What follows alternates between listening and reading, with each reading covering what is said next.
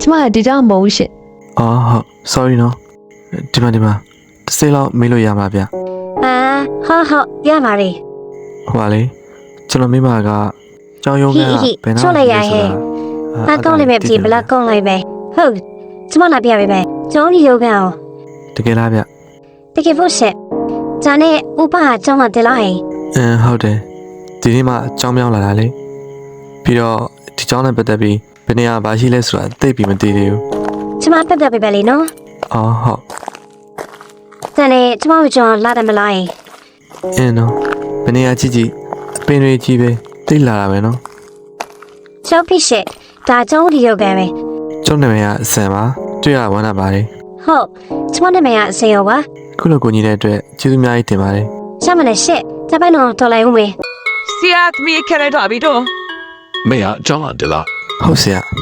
နမေယာ စံလို့ခေါ်ပါလေဆရာ စာရင်းကနေမှစာတကြလို့ကြာလား ဟုတ်ကဲ့ဆရာ အေးအာဇခံတော့ဖလင်ဂျင်းစားရမေ ဟုတ်ဆရာစောနာကဆရာကိုမေးဖို့မေးတော့တာဘယ်ခန်းမှာတက်ရမလဲမမေးလိုက်အောင်ကျန်နိုင်မလဲကိုပါကိုပဲအခန်းရှာတော့မှာပေါ့ ရှိရတဲ့ကကျောင်းလာတဲ့ချင်းနေ ဟာဘယ်မှာထိုင်ရမလဲမသိဘူးအကုန်လုံးကပြည့်နေတာဆိုတော့မသိတော့ဘူးကွာလွတ်တဲ့နေရာကိုထိုင်လိုက်တော့မယ်ဟိုးပြလိုက်တော့ကွာ